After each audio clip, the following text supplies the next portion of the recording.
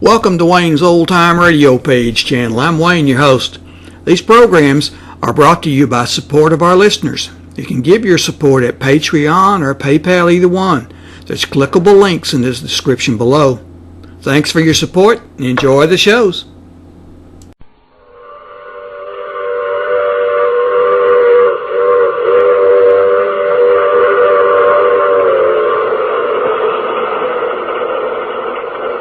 The Mutual Broadcasting System presents The Mysterious Traveler, written, produced, and directed by Robert A. Arthur and David Cogan, and starring two of radio's foremost personalities,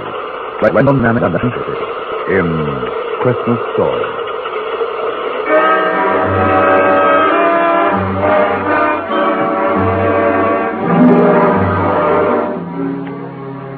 This is The Mysterious Traveler, inviting you to join me on another journey into the realm of the strange and the terrifying. I hope you will enjoy the trip, that it will thrill you a little and chill you a little. So settle back, get a good grip on your nerves, and be comfortable, if you can, as we hear the tale of an enterprising young man. It's the drama I call Christmas Story.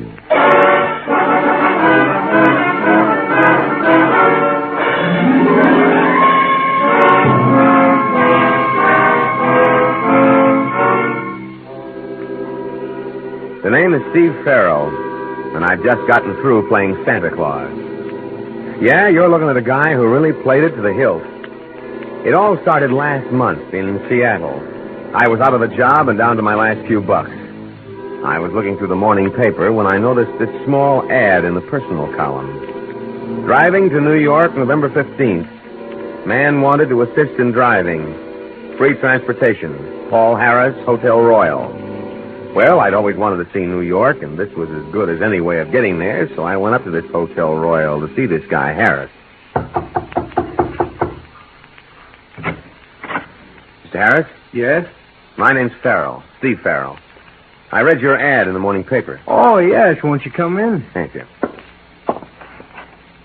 If you haven't already found someone to help you drive to New York, I'd like to offer my services. Well, as a matter of fact, I haven't. Can you leave for New York a day after tomorrow? Sure, anytime. Well, good. Then why not come around at 9 in the morning and we'll get off to an early start? Okay, Mr. Harris, 9 it is.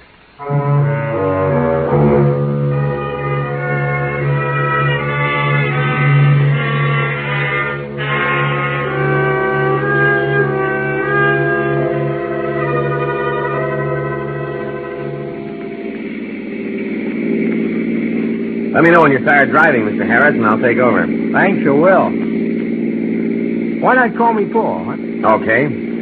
Steve is my first name. Lewiston, 30 miles. Lewiston, that's Idaho, isn't it? Yeah, we're just crossing the state line into Idaho. Oh, this is all new to me. I was born and raised in Alaska. This is my first trip to the States. Well, you're going to see a lot of scenery between here and New York. Yes, I'm looking forward to it. Life must have been pretty rugged in Alaska. Oh, it was. My parents were homesteaders. I never saw a city until a week ago when I arrived in Seattle. How come you're going to New York? Well, my parents died last year, and my grandfather, whom I've never seen, wrote asking me to come visit him. You never seen him, huh? No. No, there was some sort of squabble between my parents and my grandfather before I was born, and they went to Alaska. And in all the years since then, my grandfather never wrote to them. Sounds like a stubborn guy. Yeah, he sure does. What are you going to New York for? Oh, mainly to look for a job. And I've always wanted to see the big city. So have I. Do you mind taking over now, Steve? My eyes are getting tired. Be glad to. Just pull over to the side of the road. It's a long way from Seattle to New York. There wasn't a radio in the car, so we just talked. And mostly we talked about Paul, his life in Alaska, his parents, his grandfather. By the time we hit Columbus, Ohio, there wasn't a thing I didn't know about the guy. And from what he told me, his grandfather was loaded. And even more, he was the old man's only relative. It was obvious the kid was walking into a fortune. Yeah, some guys had all the luck. So these are the Allegheny Mountains. Yeah. Better take it easy, Paul. The road's a little slippery. Okay. How much further to New York? 250 miles. It's getting dark. We better stop for the night at the next tourist court. All right. Oh, we should be able to make New York by tomorrow afternoon. Yeah, easy. Your eyes bothering you? Yeah, a little. You better let me take over when you get to the bottom of this mountain. Okay. You know, you ought to see an eye doctor. Your eyes seem to get tired awful quick. Well, the truth of the matter Hey, is... look out, kid. We're starting to skid. No, don't jam on the brakes. That only makes it worse. Now, reverse your wheel. I have. See, we're skidding off the road toward the mountain. Give me that wheel and do as I say. We're out of control. We're going over.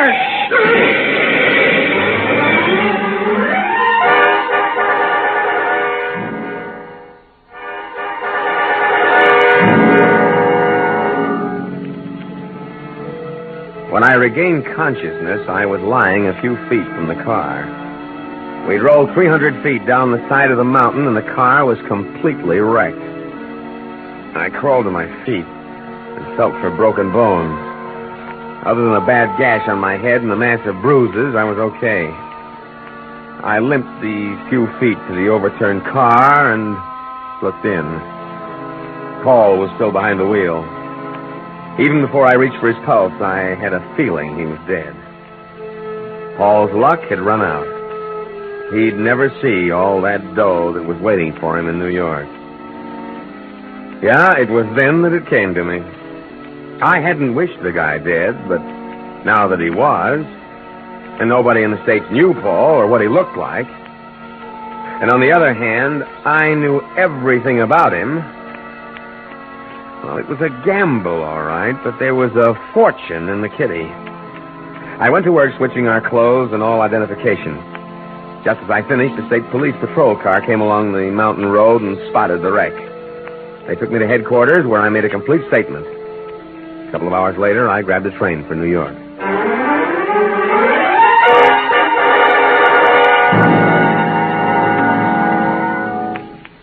Paul, I'm George Marlowe, your grandfather's attorney. How do you do, Mr. Marlowe? The Pennsylvania State Police informed me of the dreadful accident you had. I understand a man who was with you was killed. Yes, a fellow by the name of Steve Farrell. I met him in Seattle. He assisted me with the driving. Too bad, but thank heavens it wasn't you. It would have been your grandfather's death blow. How is he? Weak, very weak, but eagerly waiting to see you. All right, come along. Yes, sir. How's that gash on your head? Oh, not too bad. It was treated by a doctor at the state police headquarters. Look, you can only spend a few minutes with your grandfather, and excitement must be avoided by all means. I understand. And here we are.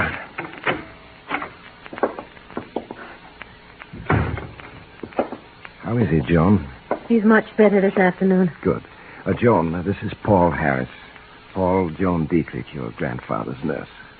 How do you do? Hello. Paul. Is that you, Paul? Yes, sir. Come over here where I can see you. Yes, grandfather. So, you're Paul, my grandson. Yes, sir. Sit down by my bed and let me look at you. All right, grandfather. You don't look like your mother. Must take after your father's side of the family. Yes, I do. That bandage. What happened, Paul? Well, I was in an accident, but it's nothing, just a scratch. You're sure? Yes, of course. I suppose you're wondering why I sent for you after all these years. Cutting off your mother, father. Does it matter now? The main thing is, I'm here. You know, lying here for months, I've had a great deal of time to think things over. I was wrong, Paul. Your mother, she had a perfect right to marry anyone she wished. It was only my stubbornness that prevented the reconciliation. We all make mistakes. Yes, but 30 years of not seeing my own flesh and blood. It's been lonely, Paul. So lonely. And all my fault. But you're not alone anymore. I'm here. Yes. Yes, Paul, yes. What little time I have left, we must spend together. I think that's enough for now, Mr. Marshall. Paul can come and see you later, after your But nap. just a few more minutes, John. After your nap. Oh, she's a wonderful girl, Paul, as soon as I'm awake. All right, Grandfather. Now, let me fix your pillows for you. Just your being here seems to have helped him, Paul. What do the doctors say, Mr. Marlowe? Week, month, several months at the outside. That bad, huh? Yes. Well, you must be tired after your trip. I had your suitcase taken to your room. Do you have any other luggage on the way? There's a small trunk coming, but it won't be here for weeks. If you need any money, just let me know. Your grandfather's placed a considerable sum at your disposal. Thanks. But I still have $2,000 left of the $5,000 he sent me. Very well, Paul. Remember, if there's anything at all you want, just let me know. Yeah, I was in. There was no question that I'd pass as Paul Harris. And why not?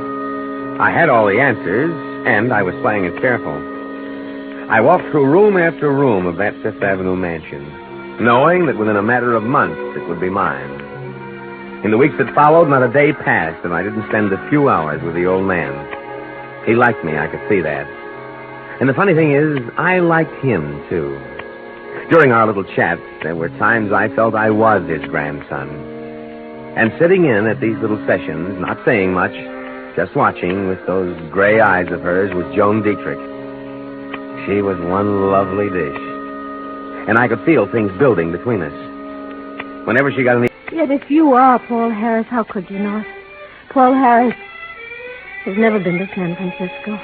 I might have taken in San Francisco on the way to New York, you know. What else bothers you? You mentioned the television show you'd seen 6 months ago. There is no television in Alaska. If you're Paul Harris, how could you have seen it? People up in Alaska see kinescopes of television shows, baby. They're shown like movies. Oh, darling, just tell me I'm wrong. That's all I want to hear. I wish I could tell you I'm Paul Harris. But I'm not. You're not? No. The name is Farrell. Steve Farrell. Steve Farrell? Wasn't that the fellow that was killed in that... It was Paul Harris who was killed. You changed identity. Yes. Oh, how could you? How could you? I was tired of being broke, of going from one lousy job to another. I saw a chance to grab a fortune, and took it. What are you going to do? I should go to the police. I can't. Mr. Marshall thinks you're his grandson. He's extremely fond of you. If the truth were to come out, it would kill him. Is that the only reason you can't go to the police? Oh, Steve, what are we going to do? Nothing. Nothing. That's right. I'm going on being Paul Harris until the old man dies. Then I'm taking the estate. You can't, Steve. You can't. Why not? While the old man's alive, I'm making him happy. If I get his estate when he dies, who loses by it? It isn't as though he has other relatives. Why shouldn't I get it? No, it's wrong, Steve. It's wrong. It's wrong only if you're caught, baby. Only if you're caught.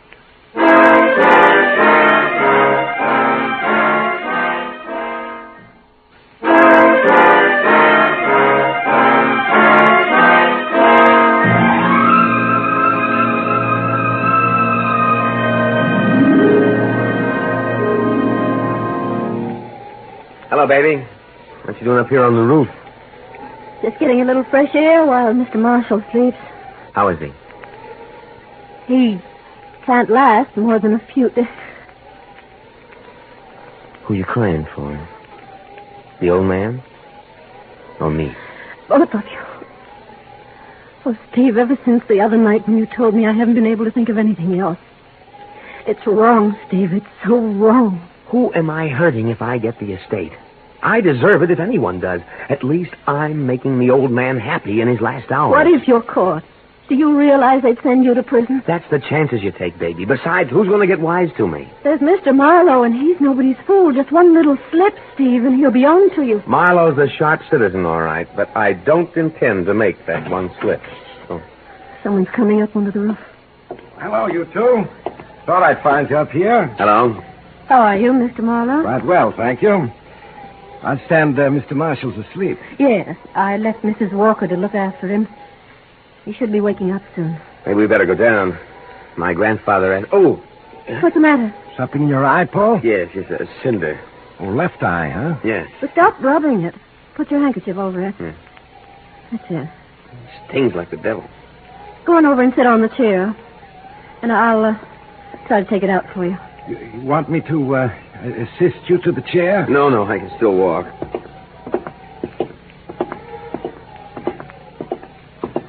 Now sit down and tilt your head back. That's it. Take the handkerchief away. Oh, I see it. Hold still. There. I got it. Thanks, John. I think we'd better go down now. Yeah, okay. You coming, Mr. Marlowe? What? Oh, yes. I'm coming.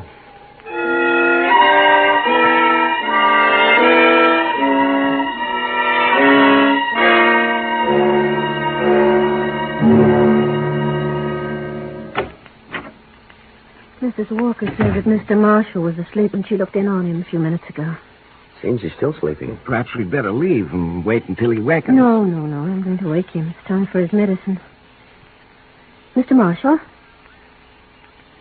Mr. Marshall? Time for your medicine. Mr. Marshall? What is it, Joan? There's no pulse. Are you sure? Yes.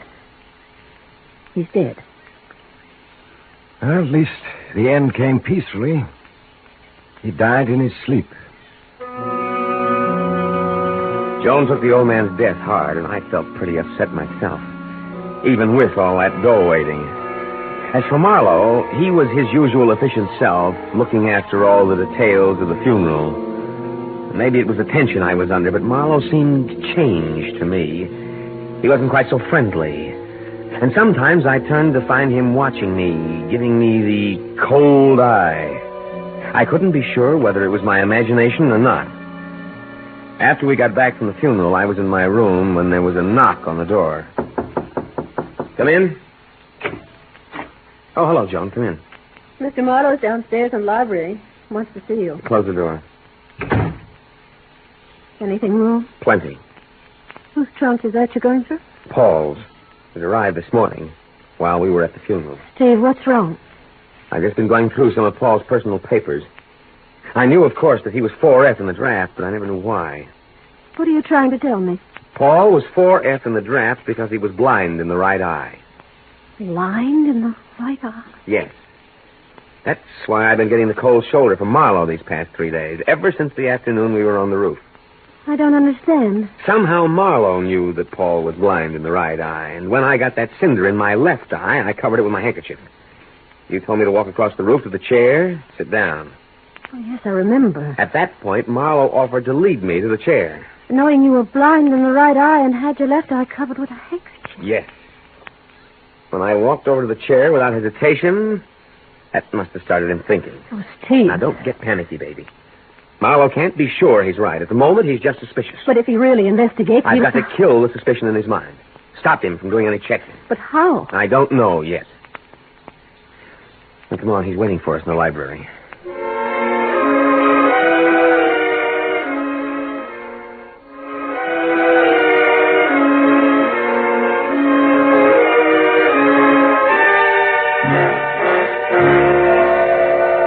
Sorry to have kept you waiting, Mr. Marlowe. That's quite all right. If you'll excuse me, I'll No, go... Joan, don't go. No reason why you shouldn't hear what I have to say. Tomorrow, Christmas Day, I'll officially read Mr. Marshall's will.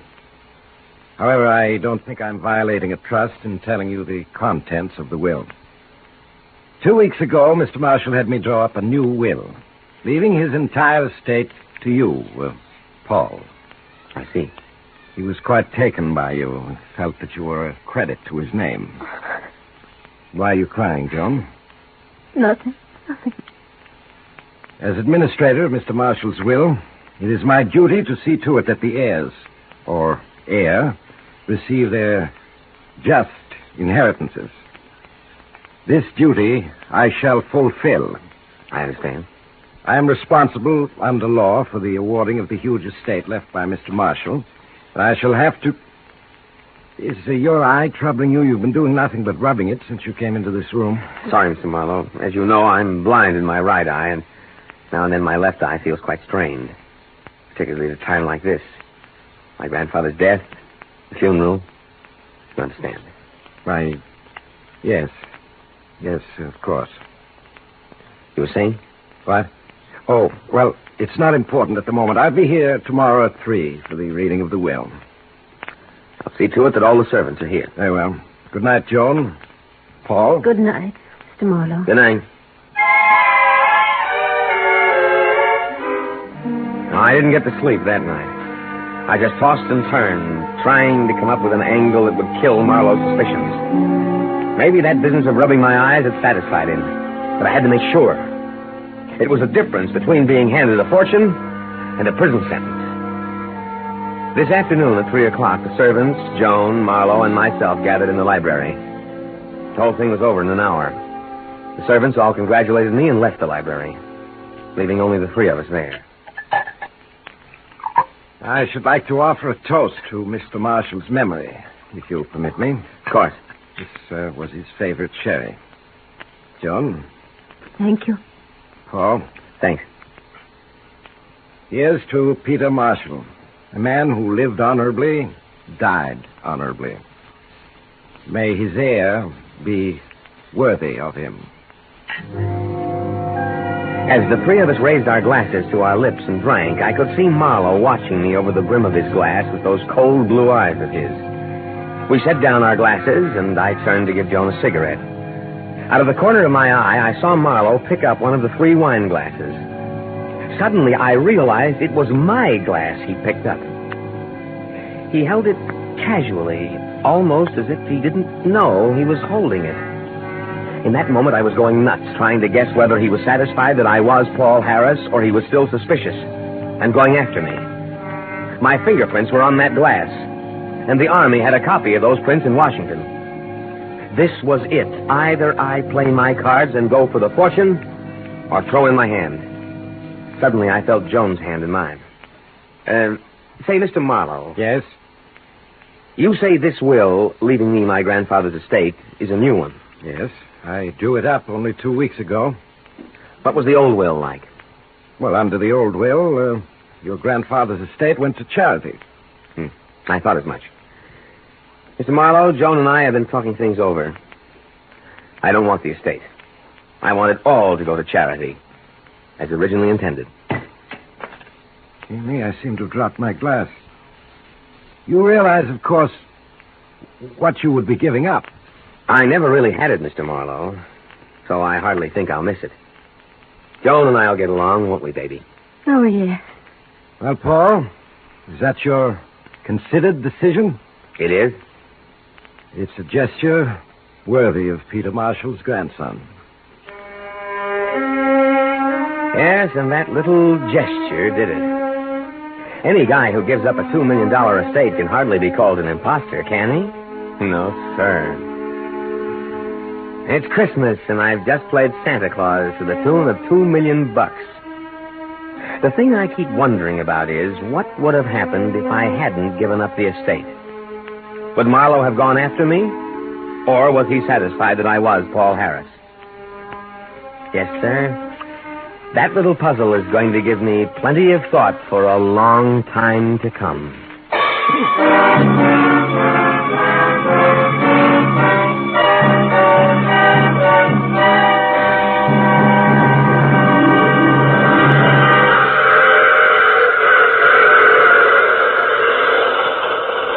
This This is the mysterious traveler again.